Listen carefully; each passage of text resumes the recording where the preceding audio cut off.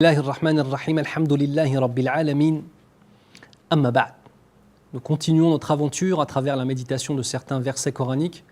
Nous avons vu précédemment les notions de polythéisme majeur, mineur. Nous avons vu aussi qu'Allah Azza wa Jal pardonne à qui il veut, comme il le veut. Nous allons maintenant nous arrêter sur un verset qui vient nous décrire une situation extraordinaire qui est celle de la terre sur laquelle va se tenir le jour du jugement. Allah subhanahu wa ta'ala nous dit يَوْمَ تُبَدَّلُ الْأَرْضُ غَيْرَ الْأَرْضِ وَالسَّمَاوَاتِ وَبَرَزُوا لِلَّهِ الْوَاحِدِ الْقَهَّارِ. Allahu Akbar. Ce qui signifie le jour où la terre sera remplacée par une autre terre. Et c'est là-dessus qu'on va s'arrêter, Inch'Allah.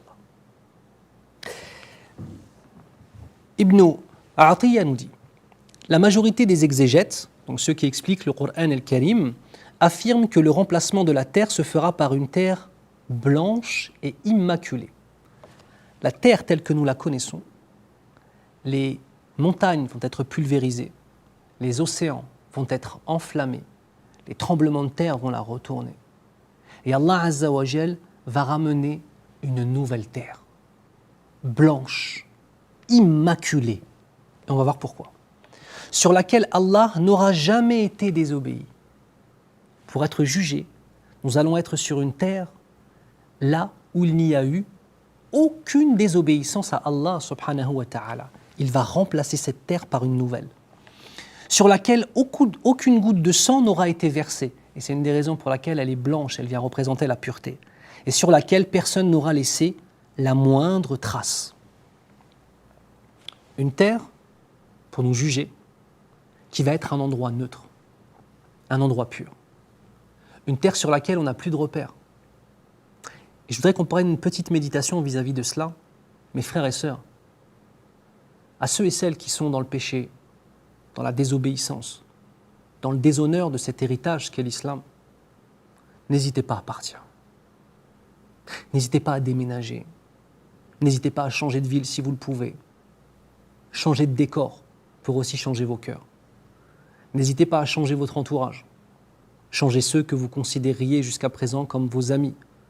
Car qu'on soit bien clair, si vous estimez comme moi, et que j'espère que ma croyance est validée auprès de notre Seigneur, subhanahu wa ta'ala, si nous estimons que le Coran est la vérité absolue, alors ton ami, c'est celui ou celle qui te rapproche d'Allah. C'est lui ton ami.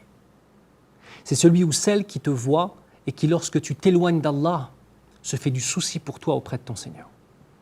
C'est celui ou celle qui vient t'encourager à te rapprocher de lui. C'est celui ou celle qui a conscience qu'au jour du jugement, la terre sera rasée, les océans enflammés, les montagnes détruites et réparties en poussière et réduites en poussière, et que nous allons tous être ressuscités, nus, les uns et les autres, le regard hagard, en attendant le jugement. Celui qui t'aime réellement, ou celle qui t'aime réellement, c'est celui ou celle qui te ramène vers cela. Et je profite de ce moment-là pour vous témoigner mon amour pour Allah Azza wa Jal. Et si parfois nos propos peuvent paraître durs, il faut que vous compreniez ce qu'est l'amour, mes frères et sœurs. On ne doit pas dire aux gens ce qu'ils ont envie d'entendre. On doit dire à nos frères et sœurs qu'on aime ce dont ils ont besoin. Entoure-toi de gens qui te disent et qui t'ordonnent, s'il le faut, ce dont tu as besoin. Et fais partie de ceux qui disent et qui ordonnent aux gens ce dont ils ont besoin, Inch'Allah, Ya Rabbal Alamin. Le jour où la terre sera changée par une autre terre, ainsi que les cieux. Demande à Allah Azza wa Jal de nous accorder la droiture dans cette vie d'ici-bas, afin d'être lumineux et lumineuse au jour du jugement, et que l'on vive la tête haute dans la vie d'ici-bas. Et vivre la tête haute dans la vie d'ici-bas, c'est vivre prosterné devant Allah. Et que nous puissions avoir par sa miséricorde la tête haute au jour du jugement. Et la tête haute au jour du jugement, c'est être parmi ceux qui sont lumineux des endroits des ablutions, ceux qui ont les traces de la prosternation, et ceux qui ont derrière eux des valises et des valises et des montagnes d'heures passées dans l'adoration et des montagnes de hasanat, Inch'Allah, Ya Rabbal Alamin. نسأل الله عز وجل أن يبارك في علمنا. Demande à Allah de mettre la bénédiction dans nos connaissances. هذا وصلى الله على محمد وعلى آله وأصحابه أجمعين. والسلام عليكم ورحمة الله وبركاته.